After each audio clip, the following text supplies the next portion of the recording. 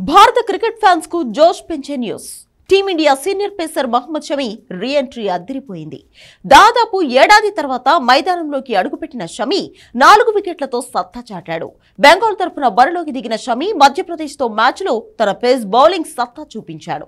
ఈ మ్యాచ్ లో ఓవరాల్ గా 19 ఓవర్లలో 54 పరుగులిచ్చి 4 వికెట్లు పడగొట్టాడు.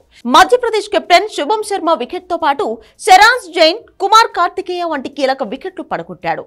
ఫిట్నెస్ లేని కారణంగా ఆస్ట్రేలియాతో జరగనున్న 5 మ్యాచ్ల టెస్ట్ సిరీస్ కు ఎంపికైన 18 మంది జట్టులో షమి చోటు దక్కించుకోలేకపోయాడు. రంజీ ట్రోఫీలో సత్తా చాటి త్వరలోనే టీమిండియాలో ఎంట్రీ ఇవ్వాలని షమి ప్రయత్నాలు చేస్తున్నాడు. దీనిలో భాగంగానే తొలి మ్యాచ్లోనే తన ఫామ్ నిరూపించుకోవడం ఫ్యాన్స్ ను ఖుషి చేస్తోంది.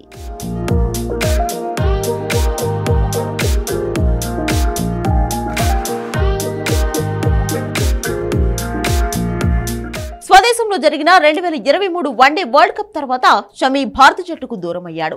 చీలమండ గాయంతో సర్జరీ చేయించుకున్న ఈ senior pacer Bengaluru national cricket అకాడమీలో రిహాబిలిటేషన్ లో ఉన్నాడు. ఫిట్నెస్ సాధించేందుకు గత కొన్ని నెలలుగా తీవ్రంగా ప్రయత్నించాడు. బంగ్లాదేశ్ తో టెస్ట్ సిరీస్ కు అందుబాటులో ఉంటాడని భావించినా ఫిట్నెస్ సమస్యలతో కుదరలేదు. ఆ తర్వాత న్యూజిలాండ్ తో టెస్ట్ సిరీస్ కూడా అందుబాటులోకి రాలేకపోయాడు.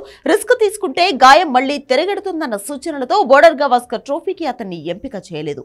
అయితే రంజీల్లో ఆడి జాతీయ జట్టులోకి రీ ఎంట్రీ ఇవ్వాలనుకున్న షమి దానికి తగ్గట్టుగానే మధ్యప్రదేశ్ తో మ్యాచ్ లో బరిలోకి దిగాడు. షమి బౌలింగ్ దెబ్బకు మధ్యప్రదేశ్ తమ తొలి ఇన్నింగ్స్ లో 167 పరుగులకే కుప్పకూలింది.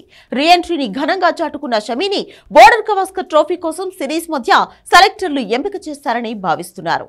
ఆసీస్ లాంటి పేస్ పిచ్లపై సీనియర్ బౌలర్ షమి అవసరం ఖచ్చితంగా భారత్ కు అడ్వాంటేజ్ గా చెప్పాలి.